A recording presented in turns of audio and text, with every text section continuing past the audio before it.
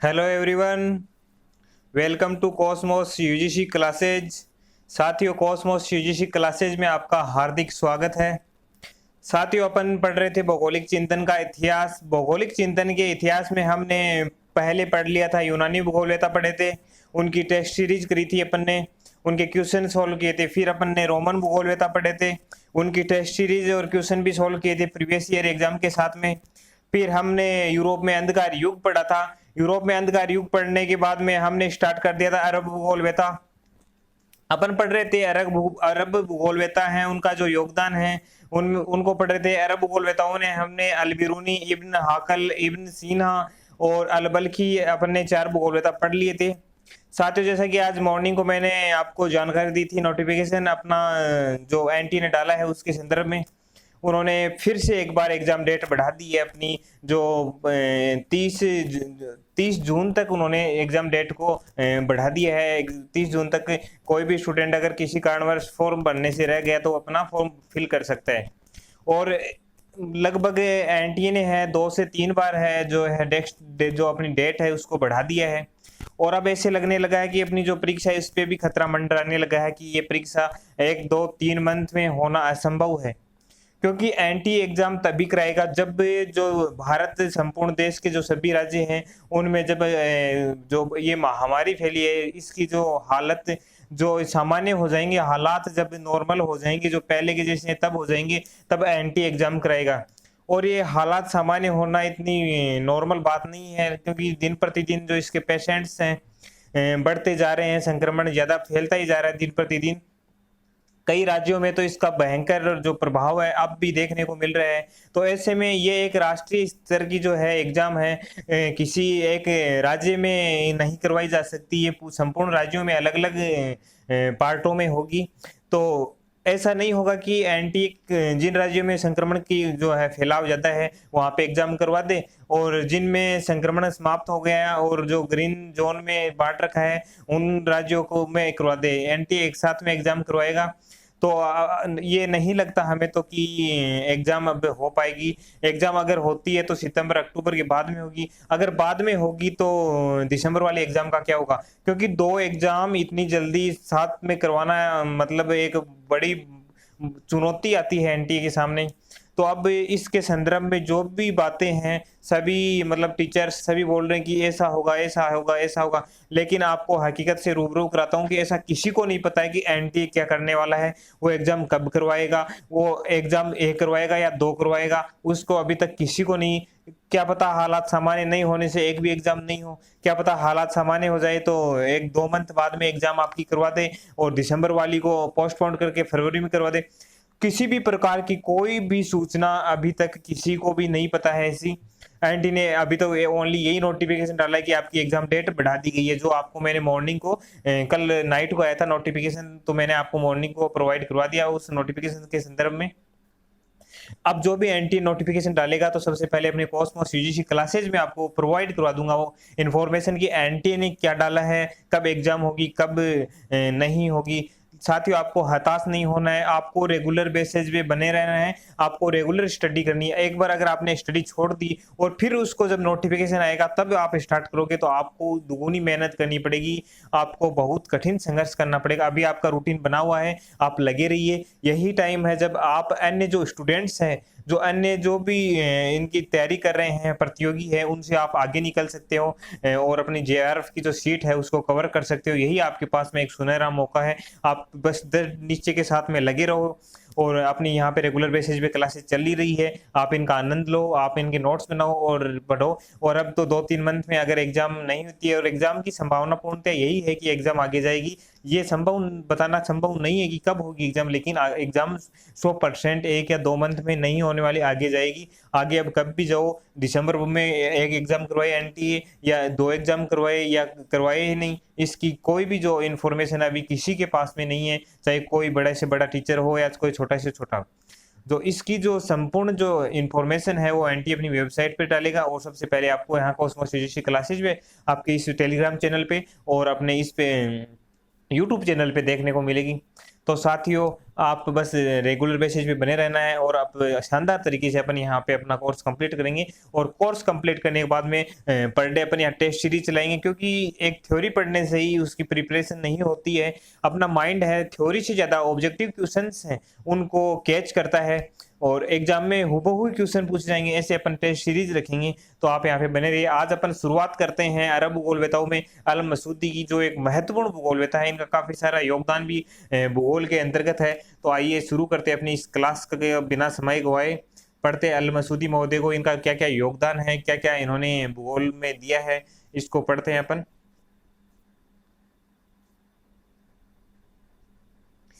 अल मसूदी 10वीं सदी के महान भूगोलवेता थे। जो 10वीं सदी है, 10वीं शताब्दी है, उसके जो महान भूगोलवेता हैं वो कौन थे? अल मसूदी थे। इन्होंने भौतिक भूगोल, प्रादेशिक भूगोल, खगोलिकी, मानवीय भूगोल की, उन्होंने भौतिक भूगोल, प्रादेशिकी भूगोल, खगोलिकी भूगोल और मानवीय भूगोल पर अपनी यात्राएं, ये एक यात्री भूगोलवेता था, और अनुभव से प्रकाश डाला है। मतलब इसके बारे में अपनी पुस्तकों में और अपने विचार प्रकट किए हैं, एक यात्रा करके और अपने अनुभव की यात्रा करके जो इन्होंने अनुभव किए उस पे इन्होंने इस पे प्रकाश डाला है, उनके बारे में बताया है। ये पहले भूगोलवेता थे जिन्होंने मेडागास्कर के बारे में बताया है, के बारे में जानकारी दी है या बताया है कि जो प्रथम भूगोलवेता ऐसे हैं जिन्होंने मेडागास्कर द्वीप है जो अफ्रीका का, उसके बारे में बताया। अफ्रीका का भाग था लेकिन वो टूटकर अलग हो गया, उसके बारे में इन्होंने जानकारी दी है कि मेडागास्कर नाम का भी यहाँ पे कोई स्थान है और जो अफ्रीका से पृथक हुआ है। तो इस संदर्भ में कहते हैं कि ये पहले भूगोलवेता जिन्होंने मेडागास्कर के बारे में जानकारी दी। इन्होंने अफ्रीका की आकृति वैसी ही बताई जैसी वर्तमान समय में है।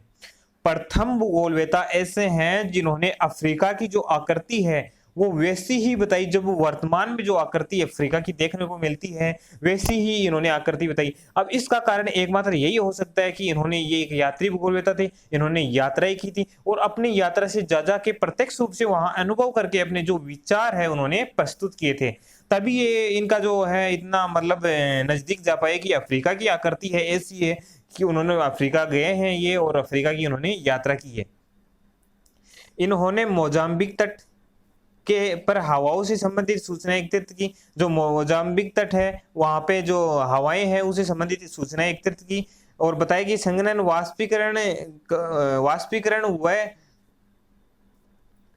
बादलों का निर्माण कैसे होता है, कि जो संघनन से वाष्पीकरण होता है और बादलों का निर्माण किस प्रकार होता है, ये भी इन्होंने बताया है। इन्होंने क्या किया, मोजाम्बिक तट पर हवाओं से संबंधित सूचना एकत्रित की कि हवाएं किस प्रकार से चलती है, कहाँ चलती है, कौन सी हवा कहाँ से कहाँ चलती है, और संघनन, वाष्पीकरण और बादल निर्माण, ये जो प्रक्रिया है, एक जो वर्षा का जो क्रम है, एक चक्र है वर्षा आने का, कि पहले संघनन होता है, वाष्पीकरण होता है, फिर संघनन होता है, बादलों का निर्माण होता है, फिर वो जल है जो वापिस वर्षा के रूप में वापिस अपनी धरती पे गिरता है या पृथ्वी पे वापिस आता है। तो इस जो एक चक्कर बनता है इसका, इस चक्कर के बारे में इन्होंने बताया है।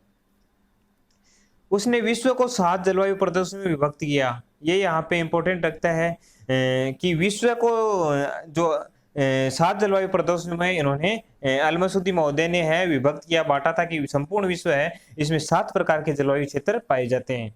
आइए आगे पढ़ते हैं इनकी जो इनका योगदान है भूगोल में। अल मसूदी महोदय ने कैस्पियन सागर के तट पर समुद्री ज्वार का अवलोकन किया। जो कैस्पियन सागर है उनके जो तट है उस पे जाकर जो ज्वार आता है, ज्वार और भाटा आता है, चंद्रमा और सूर्य की आकर्षण शक्ति के कारण जो ज्वार और भाटा आता है उसका जो अवलोकन किया अल मसूदी महोदय ने किया था।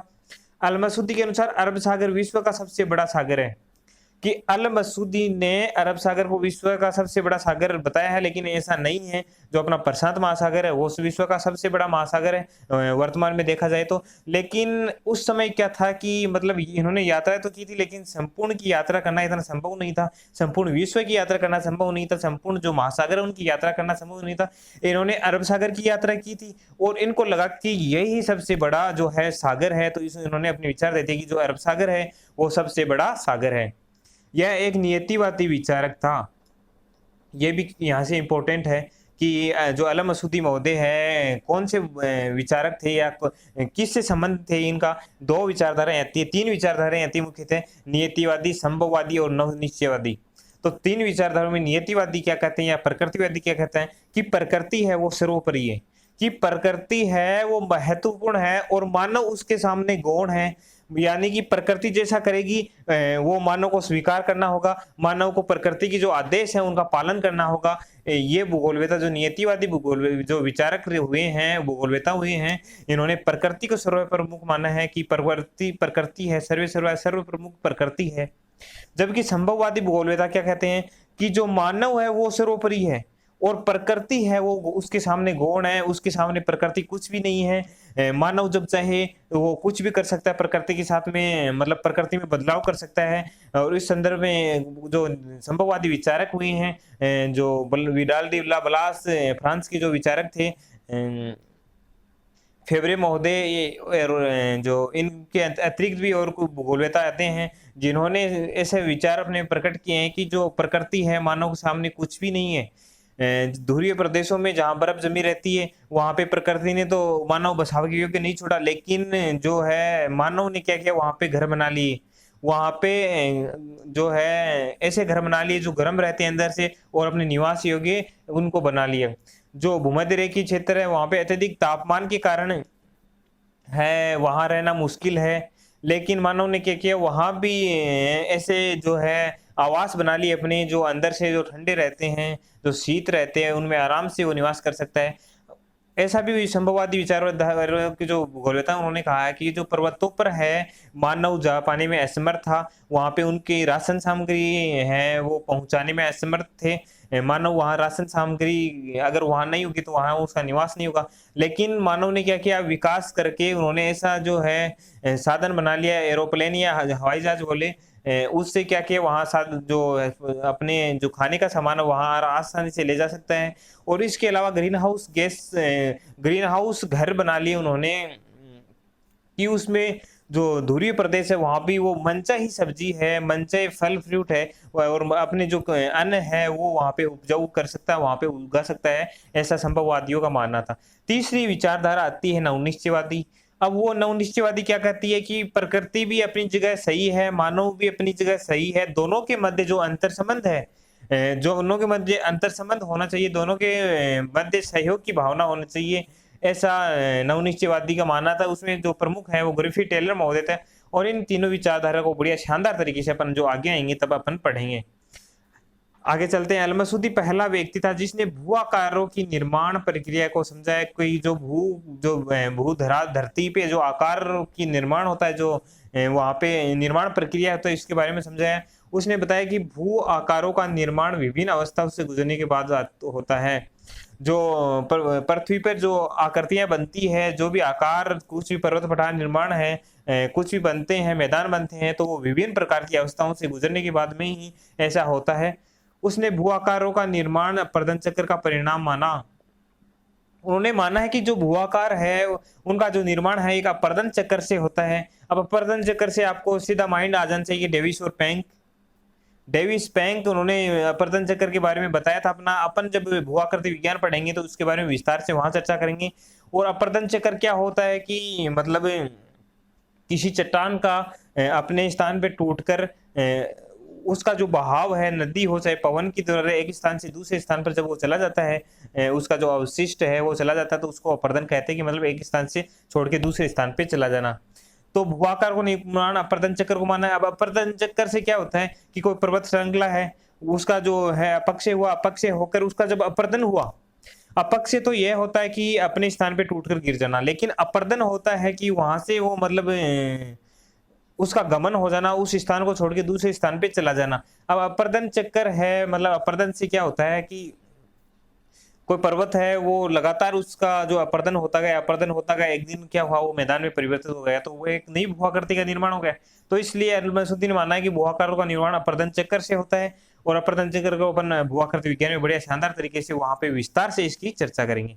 अपर्दन चक्र को प्रभावित करने वाले कारकों में नदी का सबसे महत्वपूर्ण स्थान माना है। और यही जो डेविस और पैंक है उन्होंने भी माना है कि नदी है वो सबसे महत्वपूर्ण इसका जो स्थान होता है अपर्दन चक्र में नदी का होता है। उसके बाद पवन के बारे में बताया और भी अन्य जो बताए हैं इनके। उसने भाषा के आधार पर वास योगी विश्व को 7 बार बताया। यहाँ पे ये है वास योगी। जो वास योगी है, निवास योगी विश्व को 7 भागों में अल-मसूदी महोदय ने बांटा है। आइए पढ़ते हैं इनका आगे के बारे में। 7 भाग कौन कौन से हैं इसकी भाषा के, विश्व के भाषा के आधार पर? एक फारसी है, एक अरबी, यूनानी, मिस्री, तुर्की, हिंदी और चीनी। इन 7 जो वास योगी स्थान हैं इनका इन्होंने अपनी पुस्तकों में वर्णन किया है। आइए पढ़ते हैं आगे। जो अल-मसूदी महोदय की जो कृतियां हैं वो प्रमुख कौन कौन सी है? अल-मसूदी ने इराक और ईरान का भूगोल लिखा। ये बहुत इम्पोर्टेंट है, वेरी वेरी इम्पोर्टेंट है ये, तो वेरी वेरी इंपॉर्टेंट है ये। मतलब यहाँ से क्वेश्चन पूछा जाता है कि ईरान और इराक का भूगोल किसने लिखा।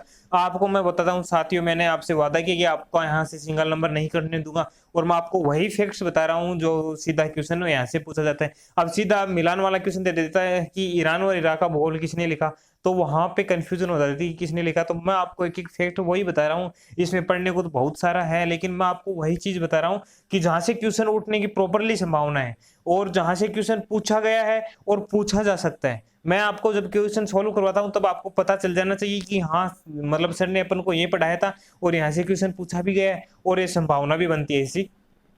तो अपन ऐसी एक भी चीज नहीं छोड़ेंगे जैसे क्वेश्चन बनता है और अपन उसको छोड़ दें। अगर यहाँ पे कुछ चीज छूटती है तो अपन उसमें क्वेश्चन जब टेस्ट सीरीज करेंगे उसमें शामिल करेंगे, लेकिन आपका एक ही तथ्य यहाँ से छोड़ा नहीं जाएगा।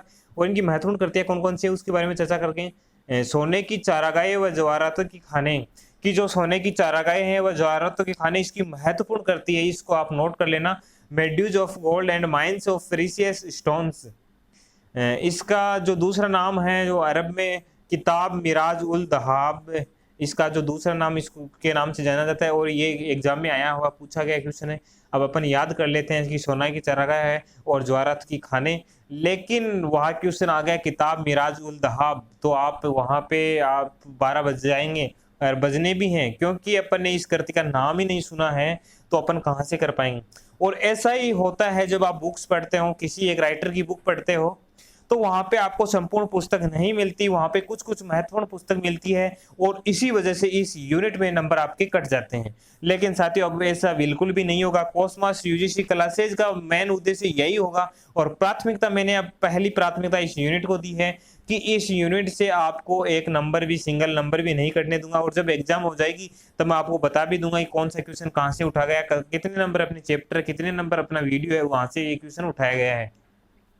संपूर्ण सॉल्यूशन आपके सामने रख दिया जाएगा, और ये एकमात्र शेष बची करती है। और यह भी क्वेश्चन पूछ लिया जाता है कि अल-मसूदी की एकमात्र शेष बची करती कौन सी है, जो एकमात्र इसकी शेष बची करती है उसका क्या नाम है अल-मसूदी की।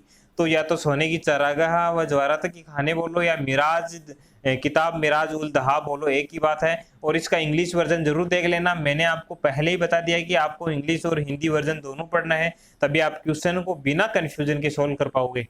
ये आ गया ईरान व इराक का भूगोल इसने लिखा था। समय विवरणी का एनाल्स ऑफ टाइम्स इन्होंने लिखा था, और गजट निर्देश गाइड ऑफ गजट इसने लिखा था। उपदेश और निरीक्षण इसने लिखा था। कौन कौन सी कृतियां लिखी? सोने की चारागाह और जवाहरात की खाने, यह किताब मिराजुल दहाब, ईरान व इराक का भूगोल लिखा, समय विवरणी का लिखी, गजट निर्देश लिखा, उपदेश और निरीक्षण इन्होंने लिखा। इतनी इनकी जो है ये महत्वपूर्ण कृति है। महत्वपूर्ण के साथ में इनके अलावा जो भी कृतियां आएगी सामने, मतलब जो भी कृतियां और जब सामने आएगी इनकी, जो बोल बताऊं कि ये तो कृतियां मैंने पहले जब 2-3 बुक्स रेफरेंस बुक से पढ़ा था तब मैंने इनको संग्रह किया था, लेकिन अब जो भी कृतियां मेरे सामने और आएगी तो मैं आपको इनके बारे में इन्फॉर्म कर दूंगा, या क्वेश्चंस जो सीरीज रखेंगे उनमें उनको शामिल कर दूंगा। आपकी एक भी कृति या एक भी फैक्ट यहाँ से छूटने वाला नहीं है, आप बेफिक्र हो, आप मुझ पे छोड़ दो इस यूनिट को। और नेक्स्ट इसकी है किताब उल तानिया इसराफ, ये भी एग्जाम में पूछा गया है कि किताब उल तानिया इसराफ किसका है, तो ये किसका है? अल-मसूदी का। किताब अखबार उल अमन है, ये 30 खंड है इस कृति में, यह भी इसका ही है जो अल-मसूदी का है। अब इसका एक जो 2 महत्वपूर्ण तथ्य इसके अल-मसूदी के बारे में आते हैं, कोटेशन है 2।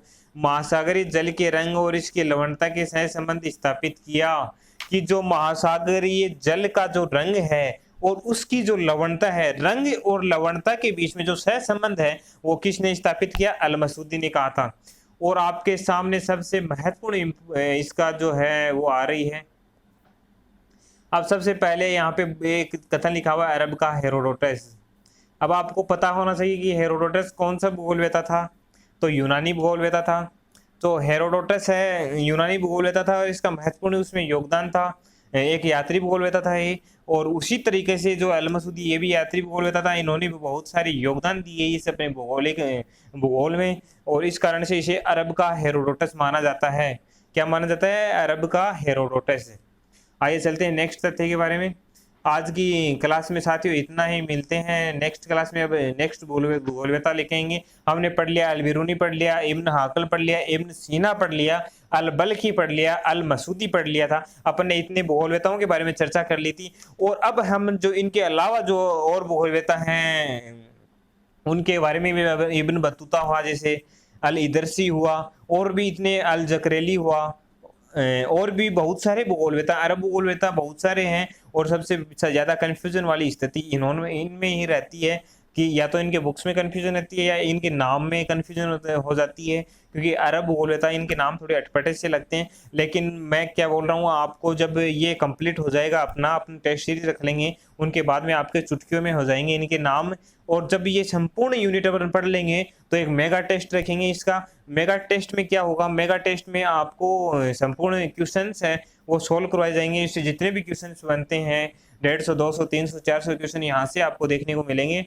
और साथ में ही आपको मैं, जब ये यूनिट समाप्त हो जाएगी तो इनका एक क्रमबद्ध रूप से इनकी जो जो महत्वपूर्ण पुस्तक हो या इनका जो महत्वपूर्ण योगदान हो, और जिन विचारधारा से ये संबंध रखते हो, जिन स्कूल से संबंध रखते हो, उनके बारे में संपूर्ण एक क्लास अपनी डेडिकेशन के साथ में बहुत ही धमाकेदार क्लास यहाँ पे रखेंगे।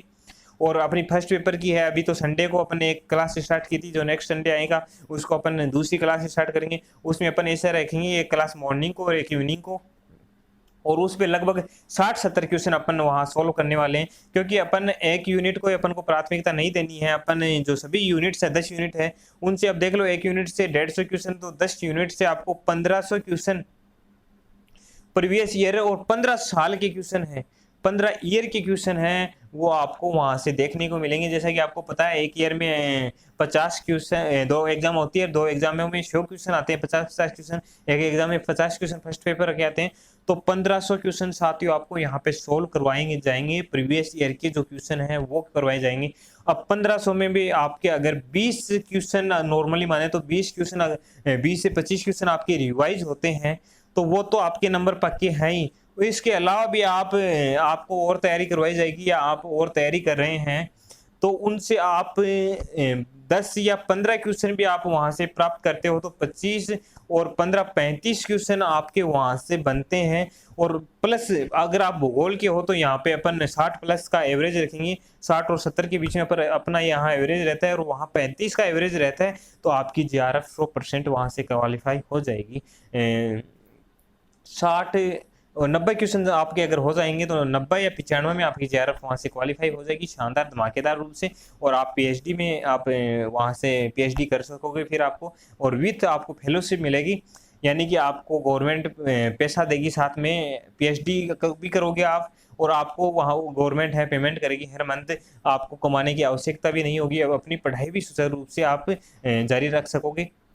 ये होता है नेट जीआरएफ और पीएचडी के बारे में। और साथ में मिलते हैं नेक्स्ट क्लास के साथ में। आप बेफिक्र रहिए, आप बस रेगुलर बेसिस पे बने रहिए, आपको बढ़िया से बढ़िया कंटेंट यहाँ पे प्रोवाइड करवा दिया जाएगा। और जैसा कि साथियों आप अगर आपको ये वीडियो पसंद आया तो लाइक कीजिए, शेयर कीजिए और सब्सक्राइब कीजिए, और फ्रेंड्स के साथ में शेयर जरूर कीजिए, और क्योंकि कई साथियों को अभी तक इस चैनल के बारे में पता नहीं है। और आप कमेंट जरूर कीजिए, आपकी जो भी क्वेरीज है आप अपने इस यूट्यूब चैनल पे कर दीजिए, या अपना जो टेलीग्राम चैनल है कॉस्मोस यूजी क्लासेज उस पर कर दीजिए। आपका जो है समस्या का तुरंत वहां पे समाधान किया जाएगा। ठीक है, धन्यवाद साथियों, मिलते हैं नेक्स्ट क्लास के साथ में। बाय।